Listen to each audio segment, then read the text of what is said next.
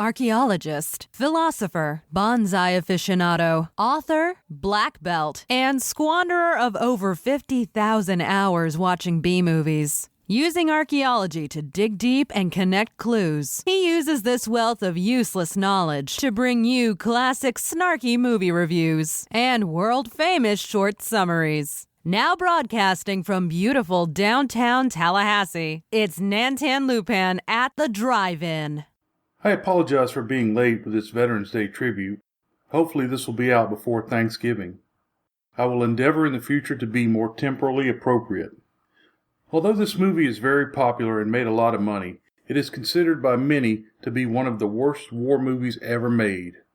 Once the film was released, popular movie critic Roger Ebert gave it 0 stars, cited extensive use of cliches depicting the war in terms of cowboys and Indians and being a, quote, heavy-handed, remarkably old-fashioned film. It is on his most hated list. In the New York Times, Retna Alder wrote, quote, "It is vile and insane. On top of that, it is dull," unquote. Oliver Stone's acclaimed anti-war film Platoon was written partially as a reaction to this film.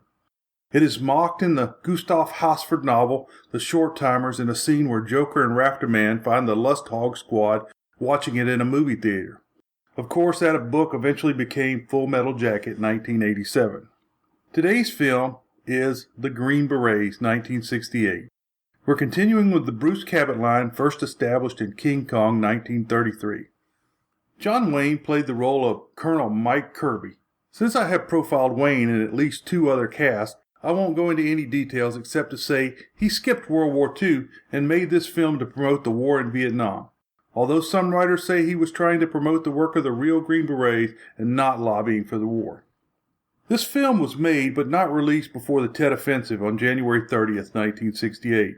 During the Vietnamese Lunar New Year ceasefire, communist forces from North and South Vietnam opened a general attack all across South Vietnam. Although this turned out to be a major victory for the U.S. and our South Vietnamese allies, the spectacle of enemy troops being killed inside the U.S. Embassy resulted in a broad disapproval of continuing our involvement in the war.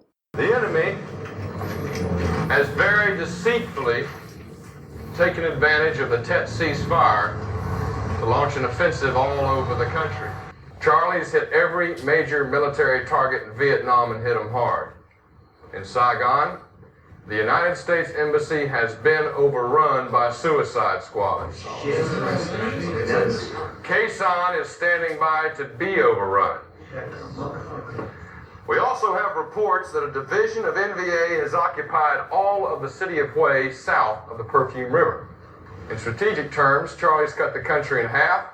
The civilian press are about to wet their pants, and we've heard even Cronkite's got to say the war is now unwinnable. Sir, does this mean that Anne Margaret's not coming? The antagonist was played by David Janssen of TV's The Fugitive fame. Janssen was cast as George Beckworth, a hard-hitting anti-war newspaper reporter who worked for, of all papers, the Chronicle Herald. Janssen was primarily a television actor with a few movie roles. Janssen missed the final of The Fugitive while making this movie. Jim Hutton, who is one of my favorite actors, was cast as Sergeant Peterson. Peterson played the role of the Scrounger, a character that is a regular in most war movies, including Stalag 17, The Great Escape, An Officer and a Gentleman, Operation Petticoat, and a non-military version played by Morgan Freeman in The Shawshank Redemption. Hutton was in Hellfighters with John Wayne and Bruce Cabot. Other military films include Major Dundee and The Hallelujah Trail. The Trail was a comedy like Walk, Don't Run and Where the Boys Are, which I mentioned briefly in the In Harm's Way podcast. He is the father of actor Jim Hutton. Unfortunately, this great actor's life was cut short from cancer at the age of 45. Aldo Ray played the role of Sergeant Muldoon. Ray was a macho man who played many military roles in films. Ray was a real frogman in World War II and saw action on Iwo Jima. By the 70s, his roles had declined. Ray died in 1991 from throat cancer. My mother once said he was the most handsome man she had ever seen. Bruce Cabot, the line subject for today's podcast, played a very small role as Colonel Morgan. Cabot was 63 and Wayne was 60 when this movie was made. However, in reality, most colonels in Vietnam were around 30 years old. Jack Soo played Colonel Kai. Kai was Colonel Kirby's Vietnamese counterpart. They had him speaking in some kind of choppy American dialect, but it only came off as fake. Soo was a Japanese-American actor that was born in Oakland in 1917. He had a pretty good television run and was a returning character on Barney Miller, MASH, and a few other shows. George Takei played Vietnamese Captain Nim. We know Takei as Mr. Sulu from Star Trek, or from his current social media presence. As a youth, Takei was sent to an internment camp for Japanese Americans during World War II. His family was moved from LA to a camp in Arkansas, and later to Tully Lake in California, where they put people that refused to take the loyalty oath. Patrick Wayne, the son of John Wayne, played Lieutenant Jameson, a gung-ho Seabee. That's a Navy construction worker. Edward Faulkner played the role of Captain McDaniel. Faulkner was another Wayne toady and was seen in Chisholm, Hellfighters, Rio Lobo, McClintock, etc. Jason Evers was a bit actor and played the role of Captain Coleman. His only purpose in this film was to die the day before he was going home. Another stereotype to go with the scrounger. Mike Henry played the role of Sergeant Kowalski, a top fighter. Henry was a pro football player that turned to acting. He was in The Longest Yard 1974 with FSU alumni Burt Reynolds. However, he is probably better known for a trilogy with Reynolds, maybe Reynolds wasn't in the last one, where he played Junior, the jilted groom and the son of Buford T. Justice. Luke Askew played the role of Sergeant Provo. Provo was obsessed with what would be named after him when he was dead. Askew was a veteran of Cool Hand Luke 1967 and Easy Rider 1969. Famous stuntman Chuck Courtney worked on this film. He was a cowboy and was part of the John Wayne gang of regulars. The reason for the mention will become clear in the coming weeks. The last character I will speak of is Craig Jew, as Hamchuck. With a name like that, he should have been driving a car for Indiana Jones. After one more role on MASH, it seemed like this cute kid left the acting business. Story. The movie begins at what is supposed to be Fort Bragg, North Carolina. However, it is clearly Fort Benning, Georgia, because it's flat and full of pine trees. Locals and press are seated in bleachers while various Green Berets give them an orientation on their mission. They list off their credentials and the languages they speak, as well as their military specialties. During the Q&A that follows, a bitter, hard-bitten newspaper man, George Beckworth, David Jansen, asks Sergeant Muldoon, Aldo Ray, why the U.S. should be involved in a war in Asia. Muldoon shows him captured weapons from the Soviet bloc and is aping the classic Stop Commie Aggression line.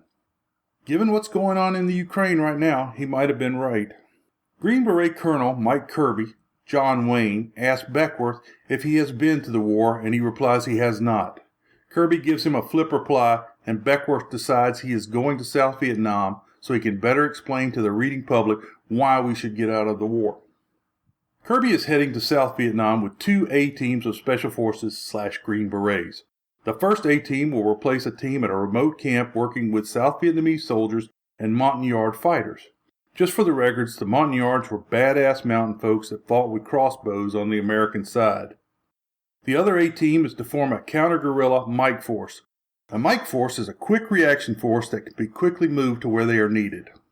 While Kirby is selecting his team, Specialist, later Sergeant Peterson, Jim Hutton, is caught stealing from Kirby's unit. Recognizing the need for a good scrounger, he has him promoted and placed on the team. When they arrive in Da Nang, South Vietnam, the Green Berets are met by Beckworth, who will be joining them at the base camp. Here they highlight the humanitarian aspects of the Green Berets' work, such as feeding and providing medical care to the locals. Beckworth ain't buying it because he's hard. There's a war orphan by the name of Hamchuck, Craig Jew, who meets Peterson when the boy trips a Special Forces soldier. Now, I love foreshadowing. I believe it's the only thing I learned in my 11th grade English class. The boy has a small dog which seems to be his only possession. He took to calling Peterson Peter San, which is a show of respect and family attachment. The base camp is routinely shelled with mortars, but generally only enough to keep the base awake at night. The first night the new crew is on base, the mortars kill Captain Coleman, Jason Evers, who was leaving for the U.S. in one day. Captain Nim, George Takei, the commander of the South Vietnamese forces, arrives in the camp from patrol. He is a rabid kill-all-the-stinking VC types and doesn't fully trust his own men. He is later shown to be correct when Muldoon spots a South Vietnamese soldier pacing off distances in the camp. Nim begins to question the suspect, who of course denies everything. When they turn out his pockets, they find a Green Beret Zippo lighter that belongs to a soldier friend of Kirby's. Beckworth watches Nim beat and torture the spy. When he asks Kirby about the morality of this, Kirby replies that the VC are ruthless and deserve no protection in this new kind of war. Wrong. First, it's a violation of the Geneva Convention, and war criminals can be prosecuted. Secondly, if you cut down all the trees to get at the devil, where will you hide from the wind when the devil turns on you? A local chief comes into the camp to get medical treatment for his granddaughter, and decides he will come in with the Americans if they will come help him move the village. They send a patrol out to the village, and Peterson almost trips a booby-trap wire. More foreshadowing. When they get to the village, a lot of the villagers have been killed by the VC for joining the Americans. Beckworth is slowly beginning to change his mind about the war. A few nights later, the base camp comes under a massive night attack by the VC and North Vietnamese soldiers. Most of the VC actors had bolt-action rifles because there weren't enough AK-47 props in Hollywood at the time. Peterson puts Hamchuck in a bunker with his dog just as the attack starts. Beckworth joins the fighting and at one point starts using a gun. Kirby and Muldoon come in by chopper just ahead of the Mike Force. They are hit and the chopper crashes, but the Duke can't be hurt. Dog's gotta be dog, so the dog runs out of the bunker with Hamchuck close behind. The dog is killed and Hamchuck buries him in the middle of the battle using a digging stick. He places the stick as a grave marker. Peterson finds the boy and loads him on a chopper. The marker is knocked over by the attacking VC, leaving no trace of the grave. The VC overrun the camp, and CB Lieutenant Jameson, Patrick Wayne, uses construction equipment to slow the attack.